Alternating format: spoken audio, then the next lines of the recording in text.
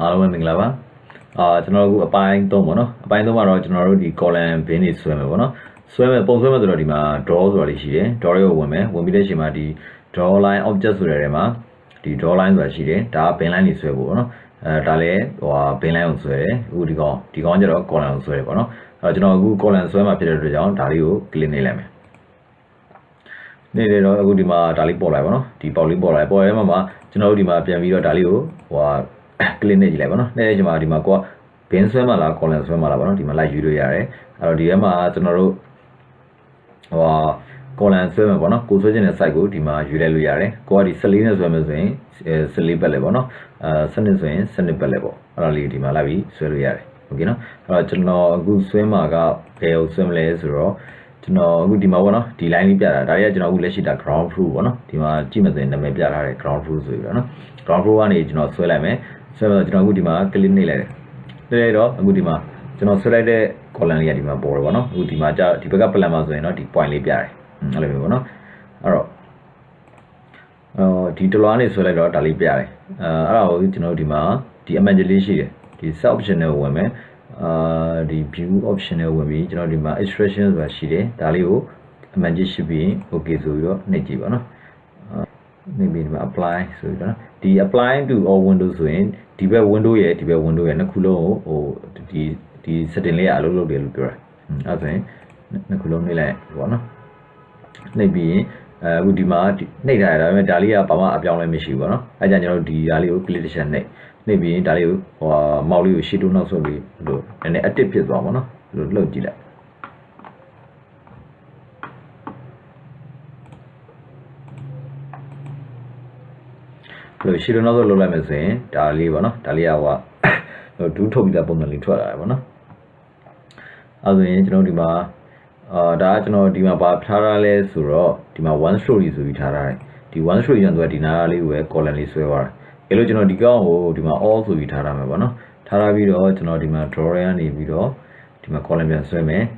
ဒီထဲကိုမဝင်ချင်ဘူးဆိုရင်ကျွန်တော်ဒီဘေးမှာ tool bar လေးရှိတယ်ဒီ tool bar လေးမှာဒီပုံစံလေးအတူတူပဲအဲ့တော့ဒါလေးကိုဆွဲမယ်ဒါလေးကိုနှိပ်လိုက်ရင်လည်းဒါ column ဆွဲတာအတူတူပဲပေါ့နော်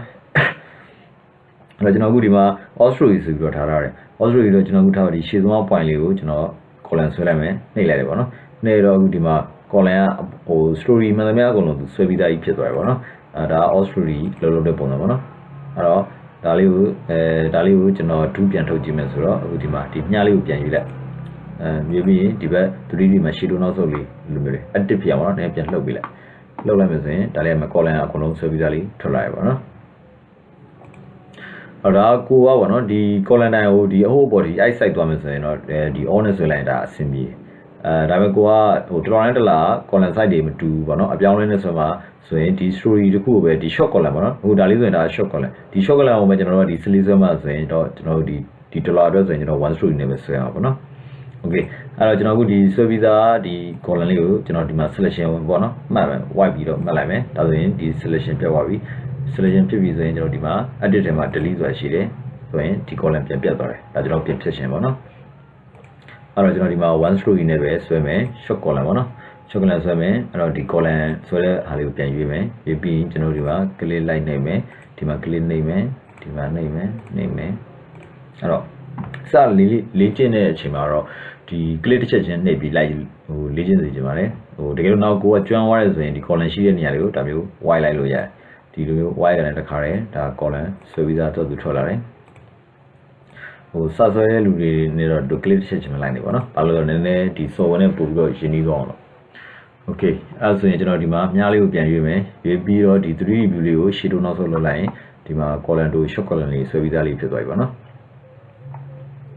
one story နဲ့ဒါဆွဲလိုက်တာပါနော် okay အဲ့ကျွန်တော် bin line လေးထွက်ဆွဲမယ်ဆိုတော့ဒီမှာဒီ bin line ဆိုတာလေးကိုရွေးထားမယ်အဲ့တော့ဒါလေးရွေးလဲအတူတူပဲပေါ့နော်ဒီ draw ရနေသွားပြီးတော့ဒီ draw line ဆိုတာယူလဲအတူတူပဲနော်အဲ့တော့ click နေလိုက်အဲ့တော့ကျွန်တော်ဒီကနေဒီ bin line ကိုဘယ်လောက်ဆွဲမလဲပေါ့နော်ကျွန်တော် bin လေးကိုခံမှန်းဖို့အတွက်တပေတလက်မဆိုပြီးတော့ကျွန်တော်ခံမှန်းဖို့ပြောထားပါတယ်အဲ့တော့ဒီကနေဒီအထိပေါ့နော်ဒီကနေဒီဆိုရင်ဒီကောင်ဘယ်လောက်ရှိလဲဆိုရင်12 ပေရှိတယ်12 ပေဆိုတော့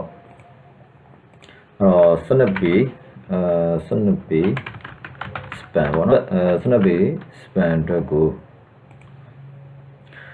ကျွန်တော် bin size ကိုပေါ့နော် b ရဲ့ h ရဲ့ပေါ့နော်ရှာမယ်ဆိုတော့ 12 ပေကတပေတစ်လက်မဖြစ်တဲ့အတွက်ကြောင့်ကျွန်တော်တို့က12ပေဆိုရင်12လက်မထားမယ်ပေါ့နော်ပြီးကြတော့အဲဒီ12လက်မကိုကျွန်တော်တို့2တက်နဲ့ပြန်မြောက်ပါနော်2 band 3နဲ့ပြန်မြောက်လိုက်ရင်ဒါဘင်းရဲ့ပိုက်သားပြန်ရပါနော်အဲဆိုရင်ကျွန်တော်ဒီ12ပေspan အတွက်ဆိုရင်ဒီ8စနစ်ဆိုပြီးတော့ထားရပါတော့ဒါပေမဲ့ကျွန်တော်တို့ဒီအပြင်မှာသုံးတာကအနည်းဆုံးသူက6သုံးနေဆိုတော့6စနစ်ဆိုပြီးတော့သတ်မှတ်လိုက်မယ်အဲ့လိုပဲဒီ span တွေပေါ့ span ဒီအခန်းမှုတွေဘယ်လောက်ရှိလဲဆိုတော့မူတည်ပြီးတော့အဲ့ဒါကိုအပုံစံတွေနဲ့လိုက်တွက်လို့ရတယ်တွက်ပြီးတော့ကျွန်တော်ဒီမှာဘယ်လောက်ထားသင့်တယ်ပေါ့နော်အဲ့ဒါကိုပြန်စဉ်းစားပါဒါပေမဲ့ကျွန်တော်အခုထားလိုက်တဲ့ဒီအခုပေါ့နော်အခုကျွန်တော်ဒီဘင်းလိုင်းဆိုရင်ကျွန်တော်အခုဘင်းလိုင်းကိုကျွန်တော်အခုဆွမ်းတွက်လိုက်တယ်6စနစ်နဲ့တွက်မယ်ဆိုပြီးတော့ဆွဲမယ်ပေါ့နော်ဒါလိုသတ်မှတ်လိုက်တယ်ပေါ့ဒါဆိုရင်ကျွန်တော်ဒီမှာဘင်းလိုင်းဆွဲလို့ရပါတယ်အဲ့လိုပေါ့နော်ဒါပေမဲ့ကျွန်တော်တို့ဒီဆွဲလိုက်တဲ့ဒီဘင်းလိုင်းကokay လို့ပြောတာမဟုတ် okay ဆိုတာဒီ structure ရခံနိုင်ရှိတယ်မရှိခြင်းပေါ့နော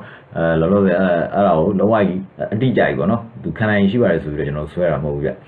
ျလောလောဆယ်ကျွန်တော်တို့ဒါ site ပေါ့နော်ဒီမှာပုံဆွဲဖို့အတွက်ကိုကျွန်တော်တို့ခံမှန်းတာပေါ့နော်ခံမှန်းတာတကယ်လို့အဆင်မပြေဘူးဆိုရင်ကျွန်တော်တို့ကဒီ bin site တွေကိုပို့ပြီးကြည့်ရမယ်ပေါ့နော်အဲ့တော့ကျွန်တော်ဒီမှာဒီ draw line ဆိုတာလေးကိုရွေးမယ်ရွေးပြီးရင်ဒီ snap span တွေကိုဒီမှာ click တစ်ချက်နှိပ်မယ်ဒီမှာ click တစ်ချက်နှိပ်မယ်နှိပ်ပြီးကိုကဒီထပ်မဆွဲကျင်တော့ဘူးဆိုရင် right click နှိပ်လိုက်ပါနှိပ်လိုက်ရင်ဒါဆွဲတဲ့ဟာနေထွက်သွားတယ်ပေါ့နော်တကယ်လို့ကိုကတစ်ဆက်တည်းဆွဲကျင်နေဆိုရင်ဒါတစ်ခါတည်းဆွဲသွားလို့ရတယ်ပြီးရင်ဖြတ်ရှင်နေဆိုရင် right click နှိပ်ချလိုက်လို့ရတယ်အဲ့လိုမျိုးပေါ့နော်အဲ့တော့ကျန်တဲ့ဒီ bin line တွေအကုန်လုံးလည်းအဲ့လိုမျိုးလေးကျွန်တော် like ဆွဲမှာပေါ့နော်အဲ့ဆိုရင်ကျွန်တော်ဒီ bin line တွေဒါ snap span အတွက်ကိုစနစ်တွေသုံးမယ်ပေါ့နော်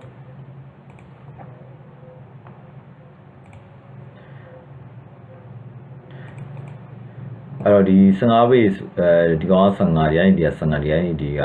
4 ပေပဲဆိုတော့ဒီကောင်ကပေ20နီးပါးရှိတယ်ပေါ့နော်ပေ20နီးပါးဆိုရင်ကို bin size ဘယ်လောက်နဲ့သတ်မှတ်မလဲကျွန်တော်လောဒီမှာ18ပဲထားရတယ်ပေါ့နော်18နဲ့တော့18နဲ့ဆွဲလိုက်မယ်အဲ့တော့ဒီလိုအစင်မပြိုးဆိုတော့ကျွန်တော်တို့ပေါ့နော်ဗာလဲလက်မ20နဲ့ပေါ့နော်အဲ့တော့14-20လောက်နဲ့အလဲဒီမှာလုံရင်လုံအောင်ဒါလို့အစင်မပြေခဲ့ရင်ပေါ့တော့ကျွန်တော်18လောက်နဲ့စဆင်းသွားလိုက်မယ်နော်အဲ့တော့ဒီကနေဒီကို18ဆွဲမယ်ဒီကနေဒီကိုဆွဲမယ်ပြီးရင် right click နှိပ်မယ်ဒီကနေဒီ click ချက်နှိပ်မယ်ပြီးရင် right click နှိပ်မယ်ဒီကနေဒီ right click နှိပ်ပြီးဆိုရင်ကျွန်တော်ဒီမှာဆိုရင်ဒါ15ပေဖြစ်သွားပြီပေါ့နော်15ပေဆိုရင်ဒီ15ပေအတွက်ဘင်းကဘယ်လောက်ဖြစ်မလဲပေါ့15ပေဆိုရင်ကျွန်တော်ဒီမှာစနစ်စလေးရှိတယ်စနစ်စလေးနဲ့ကျွန်တော်15ပေကိုဆွဲမယ်ကျွန်တော်ဒီမှာအတူတူပဲဆွဲလိုက်တော့နော်ဒီကောင်တော့9ပြီပေါ့နော်9နဲ့ကျွန်တော်ဒီပင်အတူတူပဲထားလိုက်တော့ okay အဲ့တော့နောက်ထပ်ကိုကတခြားဘင်းဆွဲကျင်တာရှိတယ်ဆိုရင်ဒီမှာ9စနစ်နဲ့ဆွဲလို့ရတယ်ဒီမှာအလဲမှာဒီမှာဘင်း line ရှိတယ်ပြီးရင် right click ပေါ့နော်ဒီနားမှာပြီးရင်ဒီကနေဒီဘင်း line ရှိတယ် right click ဒီကနေဒီ click ချက်နဲ့ပြီးရင် right click နဲ့ဖျက်ချလိုက်ဒါဆိုရင်ကျွန်တော်တို့ဒီတလွာကိုကျွန်တော်တို့ဒါဆွဲပြီးသွားပြီပေါ့နော်ဒီမှာကျွန်တော်ဒါဆွဲတဲ့အချိန်မှာကျွန်တော်ဒီ one stroke နဲ့ဆွဲတာပေါ့နော် one stroke နဲ့ဆွဲလို့ဒီပုံစံဟိုဒီ ground floor ပြီးတဲ့ကိုဆွဲတာပေါ့နော် okay အဲ့တော့ကျွန်တော်တို့အပေါ်ထက်တက်မယ်ပေါ့နော်အပေါ်တက်မယ်ဆိုရင်အခုဒီမှာဒီပုံဒါလေးက 3D ပေါ့နော်အဲ့တော့အခုဒီမှာ window က2ခုမြင်နေရတယ်မြင်ရဆိုတော့ကျွန်တော်ဒီဘက်ကို click နှိပ်ဒါလေးက highlight ဖြစ်နေဒီဘက်ကနေလည်းမှိတ်နေပေါ့နော်အဲ့ကျွန်တော်ဒီကောင်ကို click နှိပ်မယ်ဆိုရင်ဒါလေးက active ဖြစ်သွားတယ်အဲ့တော့ဒီဘက်က 3D view ကိုကျွန်တော်တို့ပေါ့နော်တခုပေါ့နော်elevation ပြောင်းနေတယ်ပေါ့သူကဒီမှာ 3D ရဲ့ plan ရဲ့ elevation ဆိုပြီးတော့ရှိတယ်အဲ့တော့ကျွန်တော်ဒီဘက်ကဒီ window လေးကိုကျွန်တော်တို့က 3D မကြည့်ချင်ဘူး elevation ဆိုရင် elevation ကိုနှိပ်လိုက်ပြီးကျွန်တော် elevation ကိုဘယ် line ကိုကြည့်ချင်တာလဲပေါ့နော်အခုဒီမှာဆိုရင် grid line 1ရှိတယ်2 3 4 5ရှိရပေါ့နော်အဲ့ကျွန်တော်တို့ဒီ3ကိုကြည့်ချင်တာလားအဲ့ဆိုရင်ဒီ3ကိုနှိပ်လိုက်အဲ့လိုမျိုးနော်2ကိုကြည့်ချင်2ကိုနှိပ်လိုက်နှိပ်ပြီးသူ့ကို okay လို့ပြီးလိုက်ရင်ဒီဘက်ကကျွန်တော်တို့ဒါ elevation ပုံစံပြောင်းသွားတယ်ပေါ့နော်ဒါ elevation ဒါလို့ကျွန်တော်တို့မဟုတ်ဘူးဒီဘက်ကို plan ကြည့်ချင်တယ်ဆိုရင်ဒီ plan လေးကိုနှိပ်ဒါလေးပေါ်လာတယ်နော်အဲ့တော့ကျွန်တော်တို့ကြည့်မဲ့ဒီ plan ကground floor လား flat လား second လားsecond လား third လားပေါ့နော်ကိုကြည့်ချင်တဲ့နေရာကိုဒီမှာရွေးပြီးရင် okay နှိပ်လိုက်ရင်ဒီမှာ plan ပေါ်ကတော်တော်ပြောင်းသွားတယ်ပေါ့နော်ဒါကိုလောဆယ်ကျွန်တော်တို့ဒီမှာ 3D ပဲကြည့်ချင်တယ်ဆိုရင် 3D ပေါ့အဲ့တော့ဒီ3ခုကအဲ့ပုံစံလေးအလုပ်လုပ်တယ်ပေါ့နော်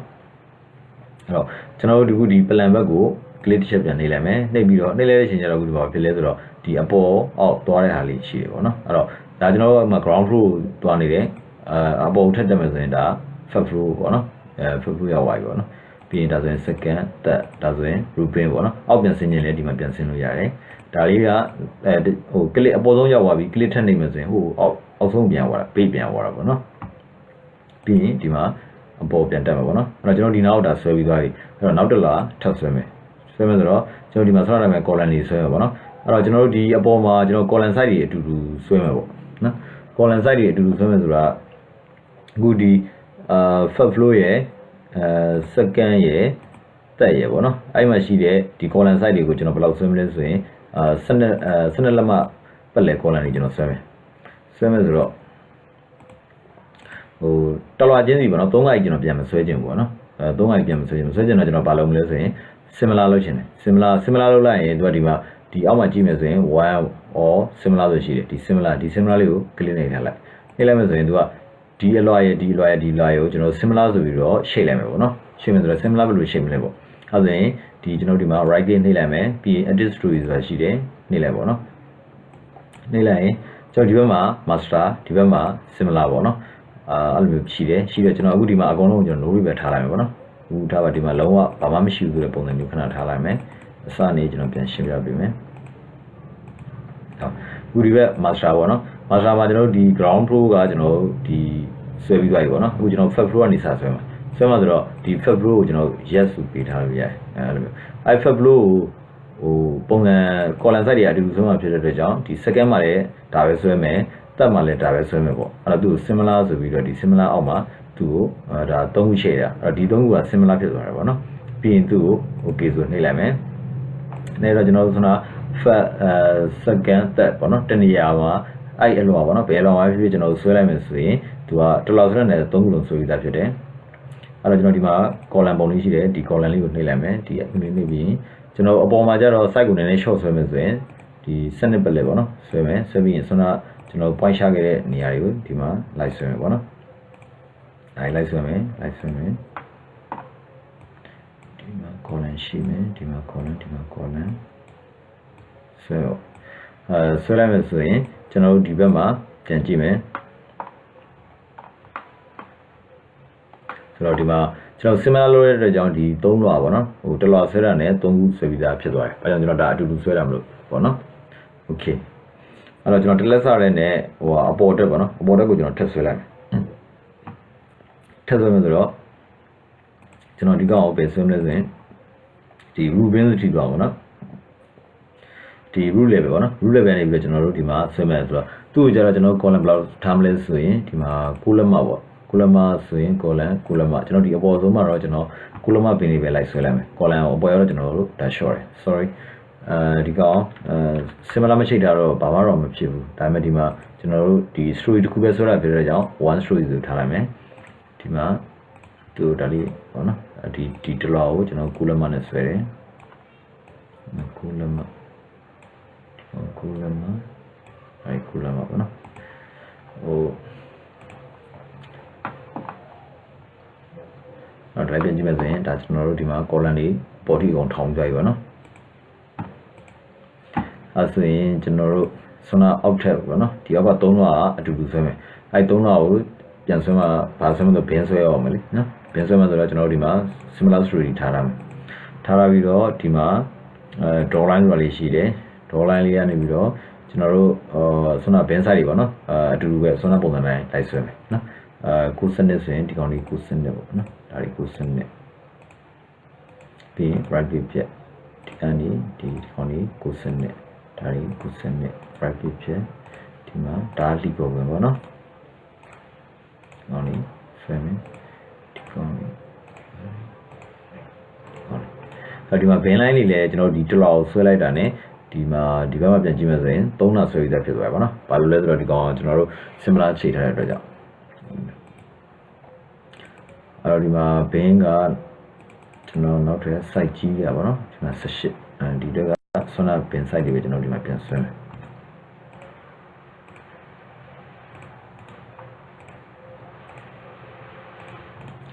အဲ့တော့ဒီမှာက span ပြောင်းသွားပြီဖြစ်တဲ့ကြောင့်ကျွန်တော်တို့ဒီမှာစနစ်14ပေါ့နော်အဲ့တော့ဒီကောင်လေးကိုကျွန်တော်တို့စနစ်14နဲ့လိုက်ဆွဲမယ်နော် span ပြောင်းလဲဖြစ်သွားပြီပြင်ဆိုင်ဘင်းဆွမ်းနာလို့18မဆွဲလဲရပါလိမ့်သူက span သေးသွားပြီတော့ အဲ့ဒါကျွန်တော်ဒီဘက်မှာပြန်ကြည့်မယ်ဆိုရင်ဒီမှာ3လဆွဲရဖြစ်ပြီအဲ့ကျွန်တော်ဟိုအပေါ်ဆုံး1လဆွဲဖို့ကြံသေးပါနော်အဲ့ဒါဆိုရင်ကျွန်တော်တို့ဟိုအပေါ်တက်မယ်တက်ဆိုဒီမြားလေးနဲ့လည်းအပေါ်ဆိုပြီးတက်သွားလို့ရပါနော်ဟိုနည်းနည်းအထက်တင်များလာတဲ့အချိန်မှာဒီမြားနဲ့တစ်ချက်ချင်းလိုက်နေရင်နည်းနည်းကြာရပေါ့ကြာရဆိုတော့ကျွန်တော်ဒီမှာ plan ဆိုတော့နှိပ်လိုက်မယ်ကိုသွားချင်တာပဲလဲပေါ့နော် root level ဆိုရင် root level လို့နှိပ်လိုက်အဲ့ဒါဆိုဒီမှာ root level တန်ရောက်သွားတယ် okay အဲ့ဒါဆိုကျွန်တော်တို့ဒီမှာ bin line ကြီးဆွဲမယ်ဆိုတော့ကျွန်တော်လောဆယ်ဒီမှာ bin line တွေကိုဟိုခေါင်မိုးဒီအပေါ်ဆုံးတက်မှာတော့ကျွန်တော်ဒီကိုပလက်တွေနဲ့ပဲလိုက်ဆွဲလိုက်နော်ဆွဲလိုက်မယ်ဒါပေမဲ့ဒါကဟို okay တယ်မ okay ဘူးဆိုတော့ဟိုမသိကြသေးဘူးပေါ့နော်လောဆယ်ဒါကျွန်တော်တို့ဒီဟို run ပြီး analysis လုပ်ကြည့်တဲ့အချိန်မှာဒီအစင်မပြေဆိုရင်ဒီ site ကြီးကျွန်တော်ပြန်ပြင်ရမယ်ပေါ့နော်ပြင် run ဖြစ်ဖြစ်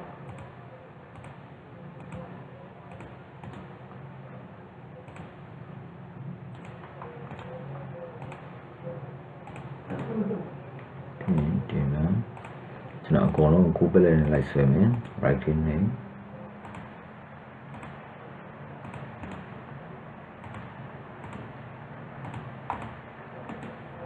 sorry